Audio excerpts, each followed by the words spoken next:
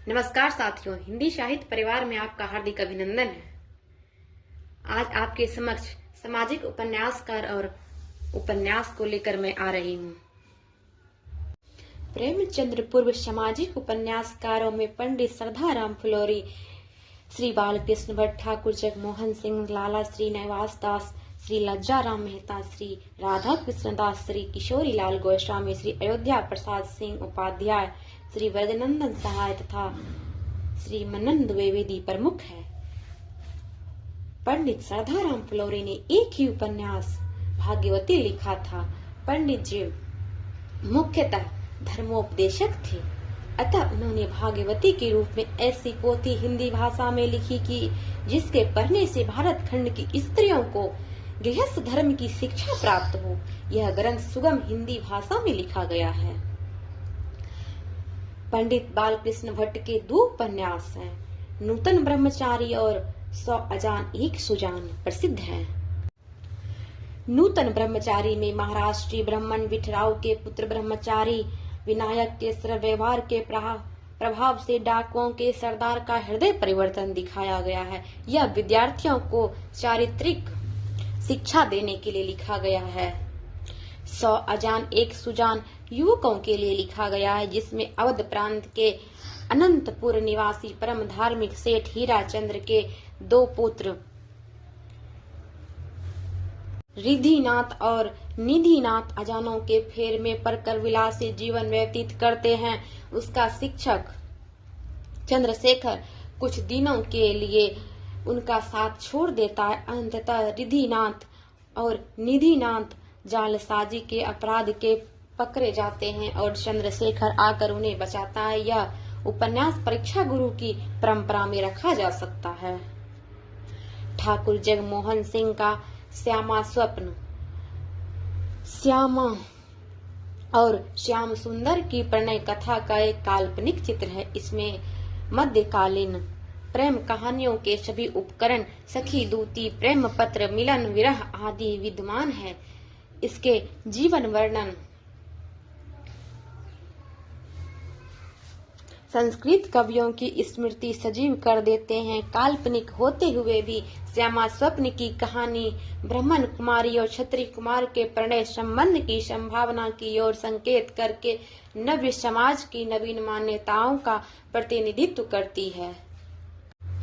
लाला श्रीनिवास दास बहुपठित व्यक्ति थे। उनका प्रसिद्ध उपन्यास परीक्षा गुरु अपनी भाषा में नई चाल की पुस्तक है। लेखक ने नई चाल को समझाते हुए लिखा है। अपनी भाषा में अब तक वर्तिका रूपी जो पुस्तक लिखी गई है, उसमें अक्सर नायक नायिका वगैरह का हाल ठेठ से सिलसिलेवार लिखा गया है। जैसे कोई राजा बादशाह ठेठ सेठ साहूकार का लड़का था। उसके मन में इस बात से यह रुचि हुई और उसका यह परिणाम निकला। ऐसा सिलसिला कुछ भी नहीं मालूम होता। लाला मदन मोहन सिंह एक अंग्रेजी सौदागर की दुकान में असबाब देख रहे थे। लाला ब्रजमोहन, मुंशी चुन्नी लाल और मास्टर शंभू दयाल उसके साथ में है। इसमें मदन मोहन कौन, ब्रज किशोर कौन, चुन्नी लाल कौन, शंभू दयाल कौन है, इसका स्वभाव कैसा है, परस्पर संबंध कैसा है, हर एक की हालत क्या है, यहाँ इस समय किस लिए इकट्ठे हुए हैं, ये बात पहले से कुछ भी नहीं बताई गई। हाँ, पढ़ने वाले धैर्य से सब पुस्तक पढ़ लेंगे तो अपने अपने मौके पर सब भेद खुलता चला जाएगा और आदि से अंत तक सब मेल मिल जाएगा। प्रकट है कि लेखक ने इस नाटकी आरंभ को ही नई चाल कहा है।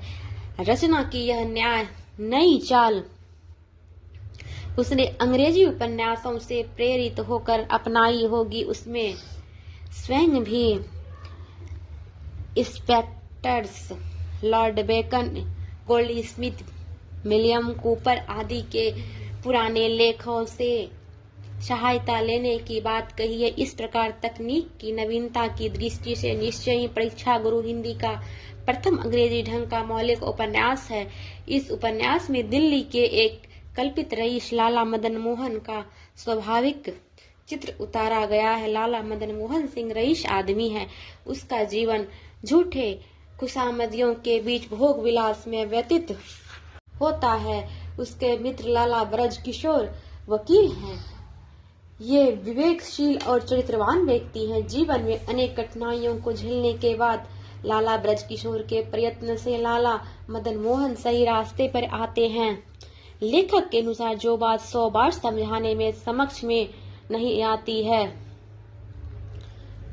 वह एक बार की परीक्षा से मन में बैठ जाता है और इसी वास्ते लोग परीक्षा को गुरु मानते हैं।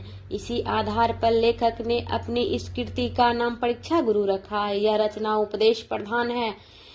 इसकी रचना संस्कृत अथवा फारसी अरबी के कठिन शब्दों की बनाई भाषा के बदले दिल्ली के रहने वाले की साधारण बोलचाल में हुई है। पंडित लज्जाराम मेहता के धूर्त रसिक लाल, स्वतंत्र रमा परतंत्र लक्ष्मी, आदर्श दंपत्ति, बिगड़े का सुधार अथवा सती सुखदेव तथा आदर्श हिंदू आदि कई उपन्यास प्रसिद्ध हैं। धूर्त रसिक लाल उपन्यास में रसिक लाल की धूर्तता दिखाई गई है। यह अपने मित्र सेठ सोहनलाल को उनके दुर्व्यसनों में फंसाकर उसका सर्वस्व हरण करता है, किंतु अंततः वह पकड़ा जाता है और दंड पाता है। कहना चाहें तो इसे चरित्र प्रधान उपन्यास कह सकते हैं। स्वतंत्र रमा और परतंत्र लक्ष्मी में रमा और लक्ष्मी नामक दो सगी बहनों की कहानी है। रमा अंग्रेजी शिक्षा से प्रभावित है, स्वतंत्र जीवन व्यतीत करती है। लक्ष्मी भारतीय संस्कृति के अनुकूल पतिव्रत नारी का जीवन व्यतीत करती है। लेखक तुलनात्मक आधार पर भारतीय नारी के पतिव्रता की महत्ता सिद्ध करता। आदर्श दंपत्ति में पति पत्नी दोनों ही भारतीय संस्कृति के अनुसार एक दूसरे को प्रेम करते हुए आदर्श जीवन व्यतीत करते हैं। बिगड़े का सुधार अथवा सती सुखदेव में एमए तक शिक्षा प्राप्त नई सभ्यता के हिमायती वनमाली बाबू और उनकी सती साध्वी पत्नी सुखदेव की कहानी कही गई है। वनमाली बाबू नई रोशनी की धुन में एक होटल के नौकरानी मैम से ब्याह करते हैं, किंतु अंत में उसके मन से परदेशीपन का भूत निकल जाता है। अतः वे पुनः स्त्रियों की रानी सुखदेव को स्वीकार करते हैं। आदर्श हिंदू में पंडित प्रियादास और उनके अनुज कांतानाथ की कहानी कही गई है। प्रियानाथ की पत्नी प्रेमवदा आदर्श हिंदू महिला है। कांतानाथ की पत्नी सुखदा वस्तुतः सुखदा और निरंतर कलह करती रहती है। तीर्थ यात्रा में उसका सब कुछ लुट जाता है और अंत में वह सुधर जाती है। लेखक ने इस उपन्यास में तीर्थ यात्रा के व्याज से एक ब्राह्मण कुटुंब में सनातन धर्म का दिग्दर्शन, हिंदूपन का नमूना, आजकल की त्रुटियां, राजभक्ति का स्वरूप, परमेश्वर भक्ति का आदर्श और अपने विचारों की वानगी प्रस्तुत की है। शर्मा जी वस्तुतः भारतीय संस्कृति के समर्थन एक अखबार नवीस थे, इसीलिए उपन्यास रचना के क्षेत्र में इन्हें किशोरीलाल गोस्वामी जैसी लोकप्रियता नहीं प्राप्त हुई। श्री राधा कृष्णदास ने निसहाय हिंदू नामक उपन्यास गौवध निवारण की भावना से प्रेरित होकर लिखा है। वस्तुतः राधा कृष्णदास जी उपन्यासकार नहीं थे, इसलिए कला की दृष्टि से यह उपन्यास की विशेष महत्व नहीं है।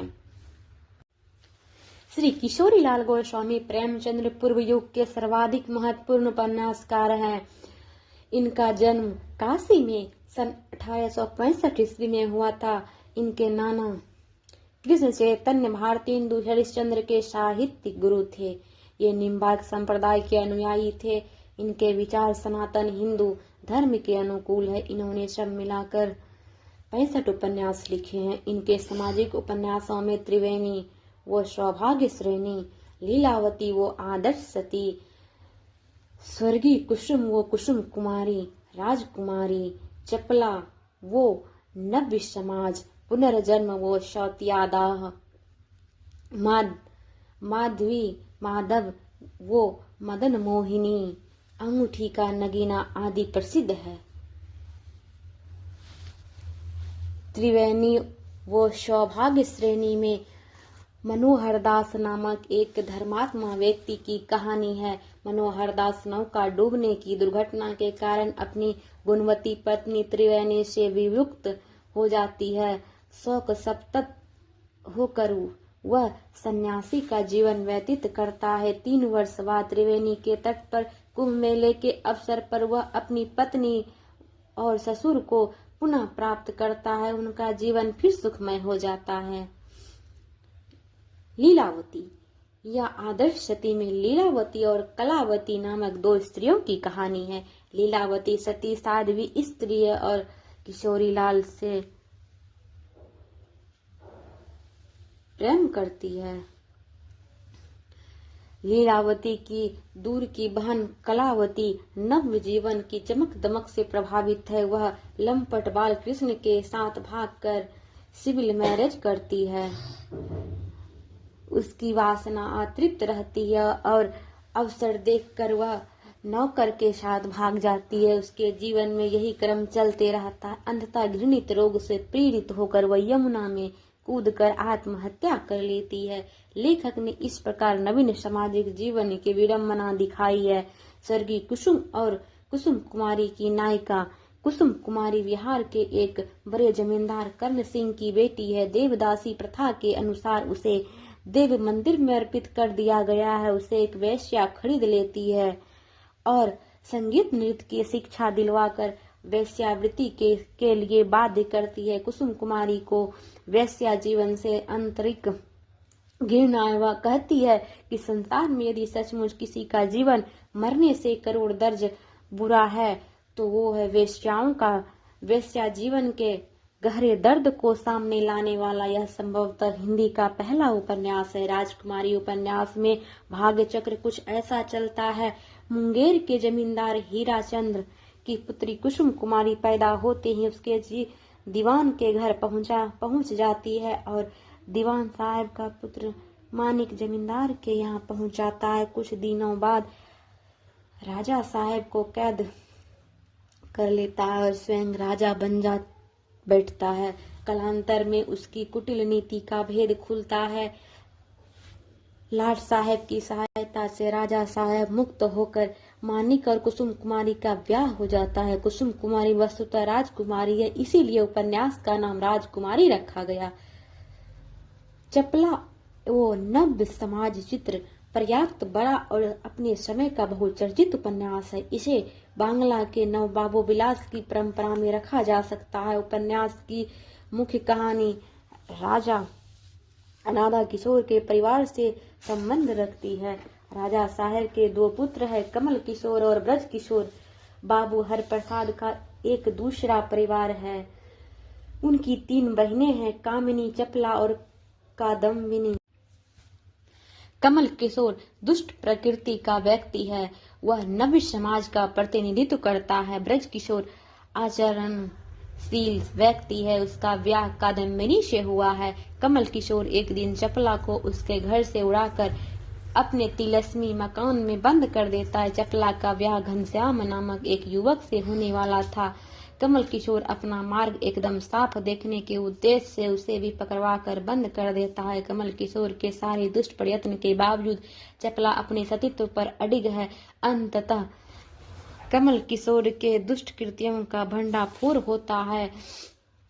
उसे पुलिस गिरफ्तार कर लेती है और आत्महत्या कर लेता है।